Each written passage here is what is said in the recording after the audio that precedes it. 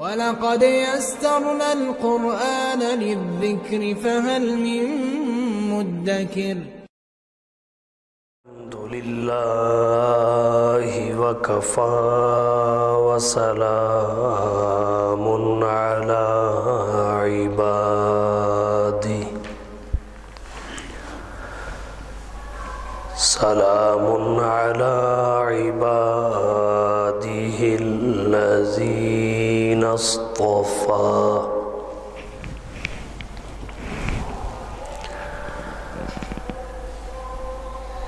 أما بعد فأعوذ بالله من الشيطان الرجيم بسم الله الرحمن الرحيم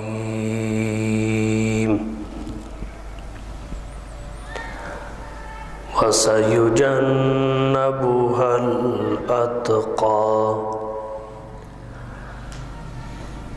الذي يؤتي ماله يتزكى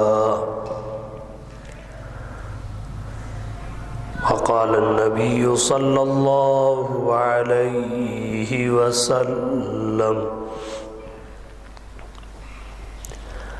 الأئمة من قريش سبحان ربك رب العزة عما يصفون وسلام على المرسلين والحمد لله رب العالمين واجب الاحترام معزز سامعین کرام، قمری سال کا چھٹا مہینہ جمادی الاخرہ گزر رہا ہے۔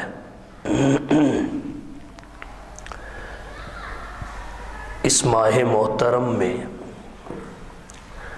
خلیفہ اول، خلیفہ بلا فصل،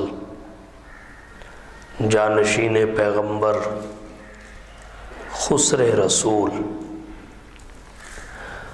حضرت سیدنا صدیق اکبر رضی اللہ تعالی عنہ کی وفات ہوئی۔ اس وجہ سے اس مہینہ میں ہونے والے بیانات کا، تقاریر اور خطابات کا عام موضوع حضرت ابو بکر صدیق رضی اللہ تعالی عنہ کے فضائل و مناقب ہوتا ہے۔ چنانچہ ہماری آج کی گفتگو کا موضوع بھی حضرت ابو بکر صدیق رضی اللہ تعالی عنہ ہیں، مگر روایتی انداز سے قدرے ہٹ کر، تاکہ ذہنوں میں جو الجھنیں پیدا کر دی گئی ہیں اور جو انتشار بٹھا دیا گیا ہے اس سے نجات حاصل ہو سکے۔ اہل سنت والجماعت کے عقیدہ کے مطابق حضرت ابو بکر صدیق رضی اللہ تعالی عنہ انبیاء کے بعد افضل شخصیت ہیں۔ صحابی ہونے کی وجہ سے رب کا انتخاب تو ہے ہی، اور رب کا انتخاب ہونے کی وجہ سے تنقید سے بالاتر بھی ہیں، مگر اس کے باوجود حضرت ابو بکر صدیق رضی اللہ تعالی عنہ کی ذات گرامی پر ہمارے معاشرہ میں تنقید اور اعتراضات کا بازار گرم کیا جاتا ہے، اور اس کا سبب بے بنیاد ہے۔ چند بے بنیاد باتوں کو لے کر اسلام کی جلیل القدر شخصیت پر تنقید اور اعتراض داغے جاتے ہیں۔ آج کی اس گفتگو میں اس حوالہ سے تشفی کی اور سامعین کی تسلی کی پوری کوشش کروں گا۔ ایک اعتراض حضرت ابو بکر صدیق رضی اللہ تعالی عنہ کی ذات گرامی پر اور ساتھ خلیفہ دوم حضرت عمر بن خطاب رضی اللہ تعالی عنہ پر یہ کیا جاتا ہے کہ جب رسول اللہ صلی اللہ علیہ وسلم انتقال فرما گئے، ابو بکر و عمر آپ کی تجہیز و تکفین کے انتظام کے بجائے خلافت کے چکر میں پڑ گئے اور سقیفہ بنی سعدہ میں خلافت کی بحث چھیڑ لی۔ تجہیز و تکفین کے انتظام سے الگ ہو کر سقیفہ بنی سعدہ میں گئے اور خلافت کی بحث چھیڑی اور خلافت کی بیعت لی۔ کہنے والے کہتے ہیں چاہیے یہ تھا پہلے تجہیز و تکفین کا بندوبست کیا جاتا، اللہ کے رسول صلی اللہ علیہ وسلم کا جنازہ اور تدفین ہوتی، اس کے بعد یہ سارے کام ہو جاتے۔ یہ ایک اعتراض کیا جاتا ہے جس کی وجہ سے بہت سارے لوگ ایسا کچھ کہہ دیتے ہیں جس سے ایمان کو خطرات لاحق ہوتے ہیں۔ اس کے جواب کے سلسلہ میں پہلی بات تو یہ ذہن میں رکھیے، حضرت ابو بکر و عمر یعنی شیخین کریمین رضی اللہ عنہما سقیفہ بنی سعدہ میں گئے نہیں تھے، بلائے گئے تھے، اور انہوں نے جا کر خلافت کی بحث چھیڑی نہیں تھی، بلکہ جو پہلے سے چل رہی تھی اسے سمیٹا تھا اور اس کے حقیقی انجام تک پہنچایا تھا۔ سقیفہ بنی سعدہ کیا ہے؟ اہل علم نے لکھا ہے سقیفہ بنی سعدہ یہ مدینہ طیبہ میں ایک حویلی تھی۔ سقیفہ چھپر اور سائبان کو کہتے ہیں۔ مدینہ طیبہ میں ایک حویلی تھی۔ رسول اللہ صلی اللہ علیہ وسلم مکہ سے ہجرت کر کے مدینہ طیبہ تشریف لائے۔ آپ کے قیام مدینہ کے دوران قبیلہ بنو سعد کے لوگ یہاں اپنے مشورے کیا کرتے تھے۔ حضرت ابو بکر صدیق رضی اللہ تعالی عنہ کی خلافت کا مشورہ بھی یہاں ہی ہوا تھا۔ تو یہ ایک حویلی تھی۔ رہی یہ بات کہ یہ تجہیز و تکفین کے انتظامات کو چھوڑ کر سقیفہ میں چلے گئے، خلافت کی بحث چھیڑ دی اور خلافت صدیق اکبر پر بیعت لینا شروع کر دی۔ یہ بات درست نہیں ہے۔ علامہ ابن حجر رحمہ اللہ نے فتح الباری کی 7ویں جلد کے 30 صفحہ پر ایک روایت ذکر کی ہے۔ اس روایت سے پتہ چلتا ہے یہ گئے نہیں تھے، بلائے گئے تھے، اور انہوں نے جا کر بحث چھیڑی نہیں، پہلے سے چل رہی تھی اسے جا کر سمیٹا۔ تفصیل یہ ہے، حضرت علی رضی اللہ تعالی عنہ کہتے ہیں ہم رسول اللہ صلی اللہ علیہ وسلم کے گھر میں تھے، وفات رسول کے بعد خانہ مبارک میں تھے۔ اچانک ایک شخص آیا، دیوار کے باہر کھڑے ہو کر، دوسری طرف کھڑے ہو کر اس نے حضرت عمر بن خطاب رضی اللہ تعالی عنہ کو مخاطب کیا اور انہیں آواز دے کے کہا، عمر بن خطاب جلدی آئیے، ایک ایسا معاملہ شروع ہو چکا ہے، اگر آپ نے آنے میں دیر کی تو ناقابل تلافی نقصان ہوگا۔ حضرت عمر بن خطاب رضی اللہ تعالی عنہ فرمانے لگے، ہم ایک اہم کام میں مصروف ہیں، یعنی جناب نبی کریم صلی اللہ علیہ وسلم کی تکفین اور تدفین کی تیاری کر رہے ہیں، اس لیے حضرت عمر بن خطاب نے یہ کہہ کر آنے سے عذر کیا۔ اس شخص نے بڑے اصرار کے ساتھ کہا، آپ آئیے۔ وہاں انصار نے خلافت کے معاملہ میں مشاورت شروع کر دی ہے، اگر آپ نہ آئے تو نقصان ہو سکتا ہے۔ اور نقصان یہ تھا کہ اگر کسی ایسے شخص کو خلیفہ مقرر کر لیا جاتا یا اس کی بیعت خلافت شروع ہو جاتی جس میں وہ سیاسی اور روحانی قوت نہ ہوتی جس کی یہ منصب ڈیمانڈ کرتا ہے، جس کا یہ منصب تقاضا کرتا ہے، گو وہ بھی نبی کا صحابی ہوتا، اللہ اس سے بھی راضی ہوتے اور جنت کا اس سے بھی وعدہ ہوتا، اور یقیناً ہے ہر صحابی سے اللہ نے اپنی رضا کا اعلان کیا، جنت کا وعدہ کیا، مگر اس میں وہ سیاسی قوت نہ ہوتی جو اس منصب کی ضرورت ہے، اور اس کا تقرر ہو جاتا، پھر اس کو ہٹایا تو نہ جا سکتا، اور جب ہٹایا نہ جا سکتا تو امت کو ناقابل تلافی نقصان ہوتا۔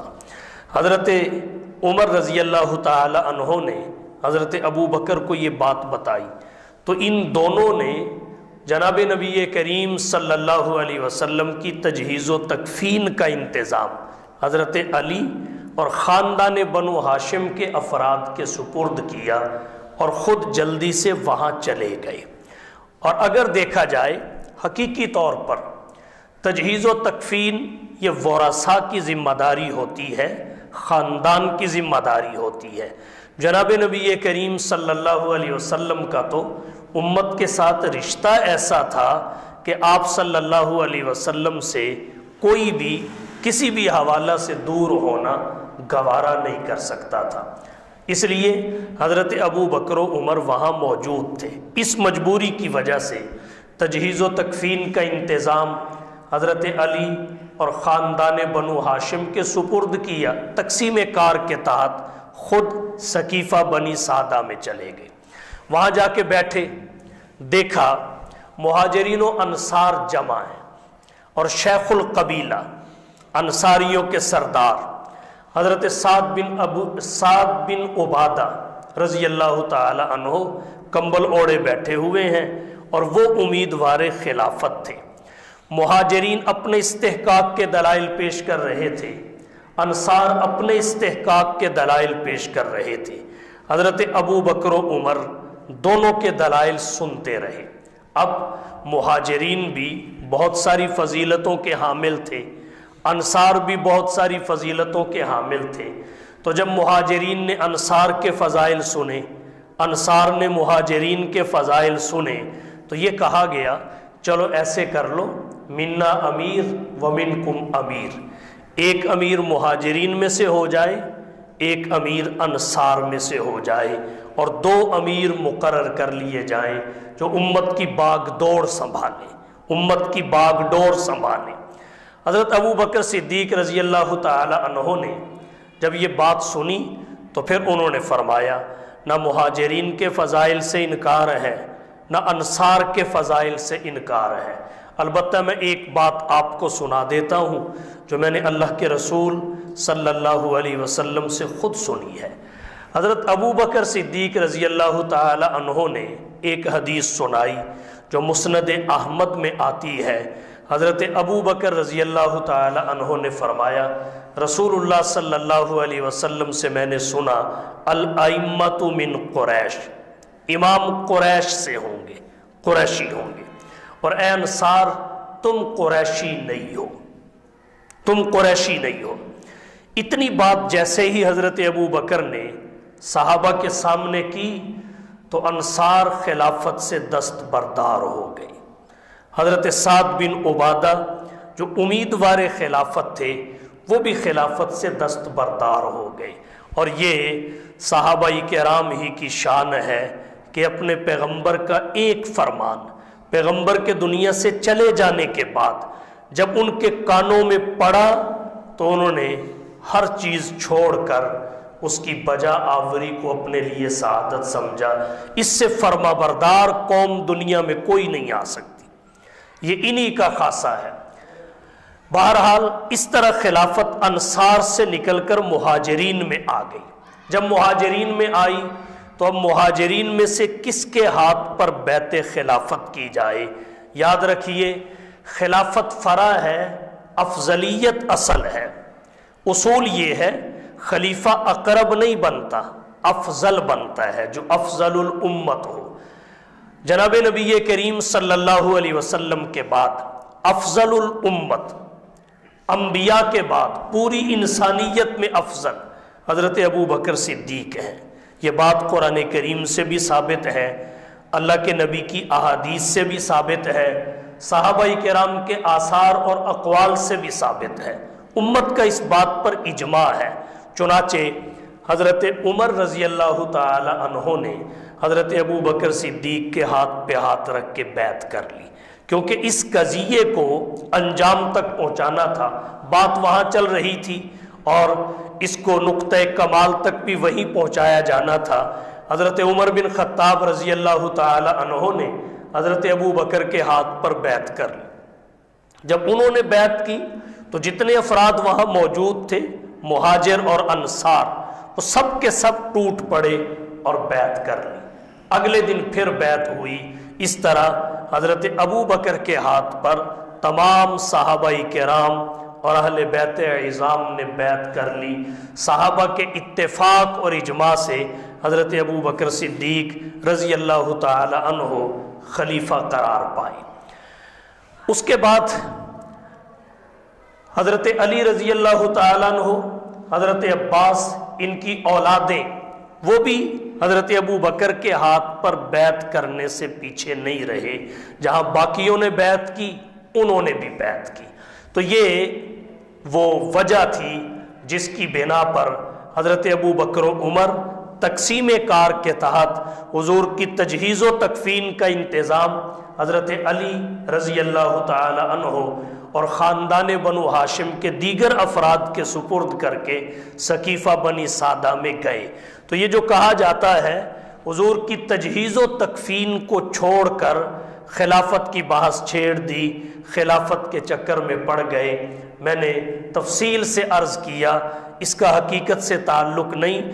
یہ سقیفہ بنی سعدہ میں گئے نہیں تھے، بلائے گئے تھے، اور جا کر انہوں نے بحث کو چھیڑا نہیں تھا، بلکہ جو پہلے سے چھڑی ہوئی تھی اسے سمیٹا تھا۔ ایک بات یہاں ضمناً اور شامل کرنا چاہوں گا، وہ یہ، اگر کوئی شخص یہ کہے کہ پہلے تدفین ہو جاتی پھر خلافت کی بات ہو جاتی، چلو ابو بکر و عمر نے نہ صحیح، باقی صحابہ جو مہاجرین و انصار تھے وہ صحابہ تھے، انہوں نے چھیڑا، لیکن چھیڑا تو پہلے ہے۔ تو اگر تدفین پہلے ہو جاتی، خلیفہ کا تقرر بعد میں ہو جاتا، تو اس میں حرج کیا تھا؟ اس میں بہت سارا حرج تھا، عقلی اور نقلی طور پر، اصولی طور پر۔ اللہ کے رسول صلی اللہ علیہ وسلم کی وفات کے بعد آپ کی تدفین سے پہلے خلیفہ کا تقرر ضروری تھا۔ آپ کہیں گے کیسے؟ وہ اس طرح، یہ وفات عام ہستی کی نہیں تھی۔ جناب نبی کریم صلی اللہ علیہ وسلم پوری کائنات میں افضل ہے، رب العالمین کے بعد سب سے بلند و بالا مرتبہ رحمت للعالمین کا ہے۔ تو عام ذات کی وفات نہیں تھی، حضور کی ذات کی وفات تھی۔ آپ محبوب کائنات ہیں۔ ایک ایک شخص حضور کی محبت کو اپنے دل میں اتنا پختہ کر چکا تھا کہ اپنی جان حضور کی محبت پہ قربان کرنا سعادت سمجھتا تھا۔ یہاں آراء کا اختلاف ہونا تھا، قدم قدم پہ ہونا تھا۔ ان مختلف آراء میں سے کسی ایک رائے کو ترجیح دینے کے لیے اور پھر اس کے نفاذ کے لیے کسی ایک شخصیت کا پہلے سے طے ہونا ضروری تھا کہ جس کی بات پر سبھی آمین کہیں، آمنا و صدقنا کہیں، سر تسلیم خم کر دیں، سر منہ انحراف نہ کریں، اور وہ ذات خلیفہ کی ذات ہوتی ہے۔ اور ایسا ہوا جناب نبی کریم صلی اللہ علیہ وسلم کا جب انتقال ہوا تو آپ کے انتقال کے بعد سب سے پہلے اس پر بات ہوئی کہ آپ صلی اللہ علیہ وسلم کی قبر مبارک کہاں بنائی جائے، آپ کا مدفن کہاں ہو۔ مختلف آراء سامنے آئی۔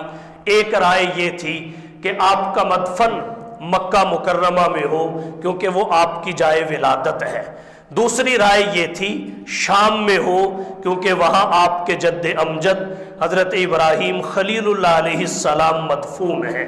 تیسری رائے یہ تھی کہ مدینہ طیبہ میں ہو کیونکہ آپ صلی اللہ علیہ وسلم مکہ سے ہجرت کر کے مدینہ تشریف لائے اور پھر مدینہ سے مکہ فتح کرنے کے لیے مکہ گئے بھی، وہاں عارضی قیام کیا، واپس پھر مدینہ تشریف لے آئے۔ جب آپ صلی اللہ علیہ وسلم ہجرت کے بعد مکہ جا کر بھی مدینہ آ گئے تو آپ کا مدفن مدینہ طیبہ میں ہونا چاہیے۔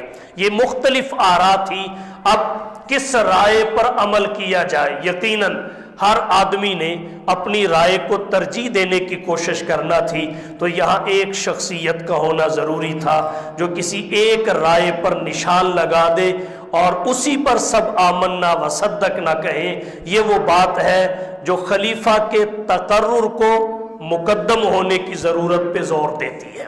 پھر حضرت ابو بکر صدیق رضی اللہ تعالی عنہ چونکہ تدفین رسول سے پہلے خلیفہ مقرر ہو چکے تھے، انہوں نے اس رائے کو فائنل کیا کہ مدینہ طیبہ میں آپ کا مدفن بنے گا۔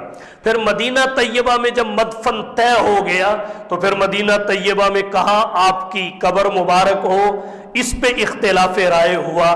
کچھ صحابہ کرام نے کہا آپ کو جنت البقیع میں دفن کیا جائے، اور کچھ صحابہ کرام نے کہا حجرہ عائشہ میں آپ کی قبر مبارک بنائی جائے۔ یہاں پھر رائے کا اختلاف ہو گیا۔ اگر خلیفہ نہ ہوتا تو یہ رائے کا اختلاف کیوں کر ختم ہو سکتا تھا؟ حضرت ابو بکر صدیق رضی اللہ تعالی عنہ چونکہ پہلے خلیفہ مقرر ہو چکے تھے اس سارے معاملے سے، اور امت کی باغ ڈور ان کے ہاتھ میں آ چکی تھی، یہاں انہوں نے پھر ایک حدیث سنائی کہ میں نے اللہ کے رسول صلی اللہ علیہ وسلم سے سنا ہے کہ نبی جہاں وفات پاتا ہے وہیں پہ اس کی تدفین ہوتی ہے۔ حضور سرور عالم صلی اللہ علیہ وسلم کی وفات چونکہ حضرت عائشہ کے حجرہ میں ہوئی تھی تو اللہ کے نبی کی تدفین بھی حضرت ابو بکر صدیق رضی اللہ تعالی عنہ کی اس تصریح کے بعد حجرہ عائشہ میں ہوئی۔ اللہ نے آپ کے لیے اسی کو جنت ہی نہیں بلکہ جنت کی بھی جنت بنا دیا۔ تو خلیفہ کا تقرر پہلے ضروری تھا، اور بہت ساری وجوہات ہیں، تو یہ بات حقیقت سے تعلق نہیں رکھتی کہ پہلے تدفین ہو جاتی بعد میں خلیفہ کا تقرر ہوتا۔ اصولی طور پر خلیفہ کا تقرر پہلے ضروری تھا، اس کی وجہ سے بطریق احسن سرور عالم صلی اللہ علیہ وسلم کی تدفین ہونا تھی۔ ایک بات عام طور پر پھر اور کہی جاتی ہے جی، اس بحث میں پڑھ کر رسول اللہ صلی اللہ علیہ وسلم کے جنازہ میں تاخیر کر دی گئی، اور جنازۃ الرسول میں 3 دن کی تاخیر ہوئی۔ گویا اس 3 دن کی تاخیر کو جو جنازۃ الرسول میں ہوئی وہ حضرت ابو بکر و عمر کے کھاتے میں ڈال کر ان کا نقص، ان کا جرم اور ان کا عیب قرار دیا گیا۔ اس بات کا بھی حقیقت سے کوئی تعلق نہیں ہے۔ جنازۃ الرسول میں جو 3 دن کی تاخیر ہوئی اس کا سبب خلافت کے معاملات میں مصروف ہونا نہیں تھا، اس کے دیگر اسباب تھے۔ اگر ان دیگر اسباب پہ نظر دوڑائی جائے تو انسان کے ذہن سے ساری الجھنیں نکل جاتی ہیں۔ وہ دیگر اسباب میں ایک ایک کر کے آپ کی توجہ کی نظر کرتا ہوں۔ جب جناب نبی کریم صلی اللہ علیہ وسلم کا انتقال ہوا، آپ کے صحابہ کرام کو اس انتقال کی اطلاع پہنچانا تھی، اور اطلاع پہنچانے کے اس دور کے جو ذرائع تھے جنہیں ذرائع ابلاغ کہتے ہیں، وہ آج کے دور جیسے نہیں تھے۔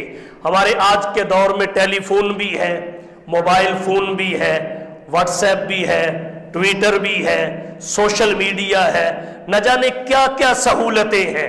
اب اس دور کو تصور میں لائیے، کیا ان ابلاغ کے ذرائع میں سے کوئی ایک بھی اس دور میں تھا؟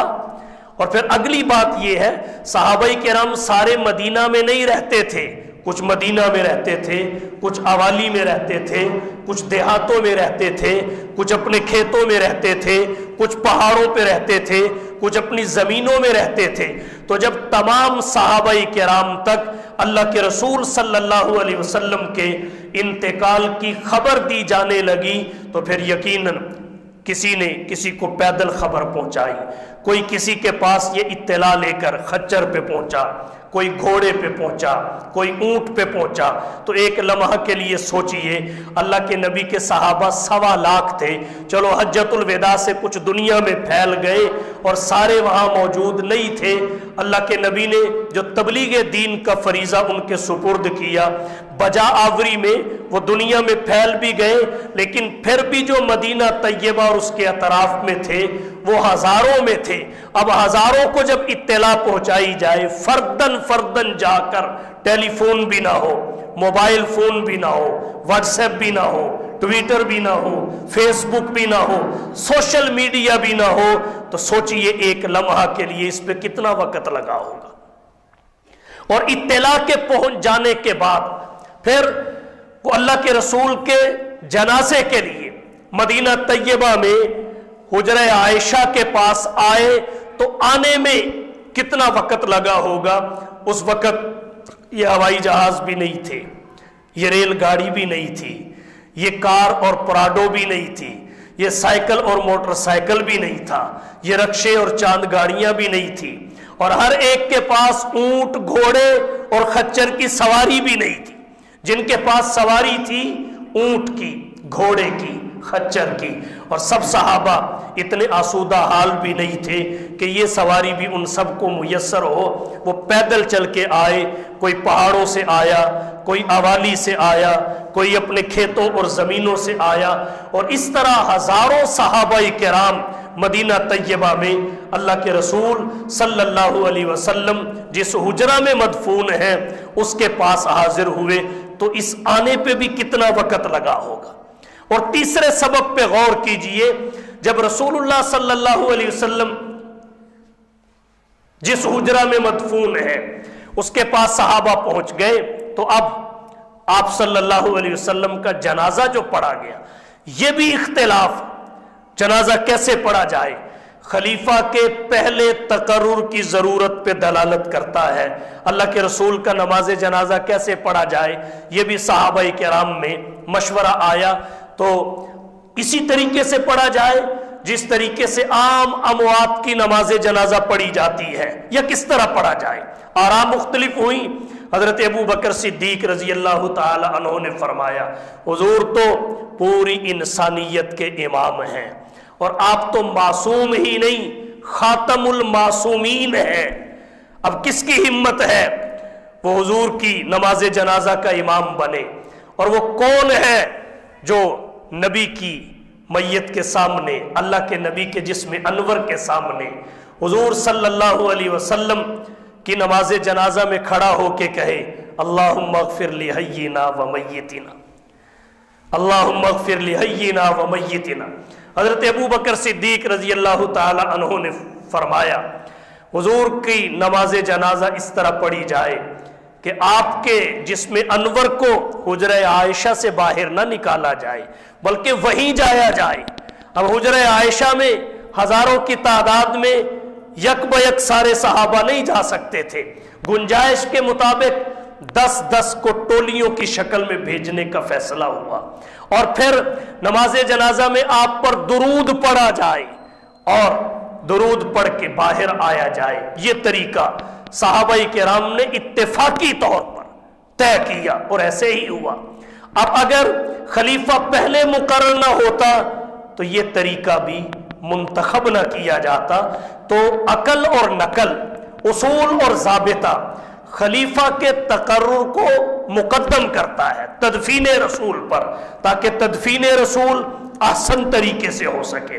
چنانچہ تیسرا سبب جو میں عرض کرنا چاہ رہا ہوں جنازت الرسول میں تاخیر کا، وہ یہ ہے کہ حجرہ عائشہ میں صحابہ گئے، 10 کی ٹولیوں میں گئے، ہزاروں کی تعداد میں ہو، اور 10 کی ٹولی اندر جائے، اور پھر اندر جا کر جلدی واپس آنے کو کس کا دل کرتا ہے؟ ہم نے تو یہاں اپنے زمانے میں دیکھا ہے، قرب قیامت کا زمانہ ہے، فتنوں کی کثرت ہے، دین سے دوری ہے، اس کے باوجود جب کوئی بزرگ فوت ہوتا ہے، جب اکابرین میں سے کوئی فوت ہوتا ہے، جب کوئی بڑا عالم فوت ہوتا ہے، تو لوگ اس کے دیدار کے لیے اس کے چہرے پہ جھک جاتے ہیں اور نظر ہٹانے کو تیار نہیں ہوتے۔ پیچھے لمبی قطار ہوتی ہے، پیچھے لمبی لائن ہوتی ہے، ہزاروں کی تعداد میں لوگ ہوتے ہیں، بار بار مائک پہ اعلان ہوتا ہے بھئی جلدی آگے بڑھیے، پیچھے اور بھی بہت سارے لوگ قطار میں کھڑے ہیں۔ اگر آج کوئی بزرگ فوت ہو جائے، اس کا دیدار کرنے والا ہر شخص اس کا جی نہیں چاہتا کہ وہ جلدی سے ہٹے۔ ہماری حالت تو یہ ہے کہ حضور صلی اللہ علیہ وسلم کو وفات پائے ہوئے کم و بیش 1400 سال کا عرصہ گزر چکا ہے، لیکن آج بھی اگر کسی کو ریاض الجنہ میں بیٹھنے کا موقع مل جائے، ریاض الجنہ میں نوافل پڑھنے کا موقع مل جائے، تو وہاں سے نکلنے کو جی نہیں کرتا، شرطیں بازو سے پکڑ کے نکالتے ہیں، ریاض الجنہ سے نکلنے کو جی نہیں کرتا۔ تو ایک لمحہ کے لیے سوچئے، صحابہ سے بڑھ کر حضور سے محبت کرنے والی جماعت کون سی ہے؟ صحابہ سے بڑھ کر نبی سے عشق رکھنے والا طبقہ کون سا ہے؟ جو نبی کے فرمانے پہ پہاڑوں سے چھلانگے لگا گیا، جو حضور کے حکم پہ دریاؤں کو عبور کر گیا، جنہوں نے اللہ کے نبی کے حکم پر 313 نہتے ہوتے ہوئے ہزاروں مسلح سے ٹکرا گئے، جو اللہ کے نبی کے حکم پر اپنا گھر بار چھوڑ کر مکہ سے حبشہ چلے گئے، مکہ سے مدینہ چلے گئے، عرفات سے حجۃ الوداع کے موقع پہ دنیا بھر میں پھیل گئے، جس کی جہاں موت آئی وہی کی مٹی میں دفن ہو گیا۔ اس سے بڑھ کر نبی سے محبت کرنے والا، نبی کے عشاق ایسے دنیا میں نہ آئے ہیں نہ آ سکیں گے، اور پھر انہیں پتہ بھی ہے اللہ کے رسول کا آخری دیدار ہے، پھر دنیا میں ممکن نہیں ہے، پھر دنیا میں موقع میسر نہیں آئے گا، پھر محشر اور جنت میں ہی اللہ کے نبی کا دیدار ہوگا۔ تو میں اور آپ کیا سوچ سکتے ہیں کہ کوئی صحابی آنا جانا کرے گا، وہاں صحابہ کیسے نظریں جمائے کھڑے ہوں گے، کیسے حضور کے چہرے انور کو دیکھتے ہوئے ان کے آنکھیں برس رہی ہوں گی، ان کی پلکیں چھلک رہی ہوں گی، ان کا سینہ ہنڈیا کی طرح ابل رہا ہوگا، کون وہاں آنے کی جلدی کرے گا؟ تو یہ وہ اسباب ہیں جن کی بنا پہ تاخیر ہوئی۔ ابو بکر و عمر کی وجہ سے تاخیر نہیں ہوئی۔ اور پھر نبی کا جنازہ کیسے پڑھا گیا؟ جی جنازہ نہیں ہوا ایسے ہوا، ابو بکر نے بھی ایسے ہی پڑھا، عمر نے بھی ایسے ہی پڑھا، علی اور عباس نے بھی ایسے ہی پڑھا، یا تو حضرت علی کے پڑھنے کا کوئی اور طریقہ کبھی سامنے آیا ہو، پھر تو کوئی کہے کہ حضرت ابو بکر و عمر نے کسی اور طریقے سے پڑھا، حضرت علی اور عباس نے کسی اور طریقے سے پڑھا۔ تو انصاف کا تقاضا یہ ہے کہ صحابہ کرام پہ بد اعتمادی نہ کی جائے، حقیقت کو سمجھا جائے، حقیقت کو سمجھا جائے۔ پھر اللہ کے نبی کا جسم انور وہ جسم انور ہے جس میں تبدیلی کا کوئی امکان ہے؟ ہرگز نہیں۔ حضور کا جسم، اللہ کے نبی کی حدیث ہے، نبی اللہ حی یرزق، اللہ کے نبی کی حدیث ہے، ان اللہ حرم علی الارض ان تأکل اجساد الانبیاء، اللہ نے زمین پر حرام کر دیا ہے کہ وہ انبیاء کے جسم کو کھائے۔ نبی کا جسم آج بھی روضہ انور میں اسی طرح محفوظ اور تر و تازہ ہے، معطر اور خوشبودار ہے، جس طرح 1400 سال پہلے قبر مبارک میں رکھا گیا۔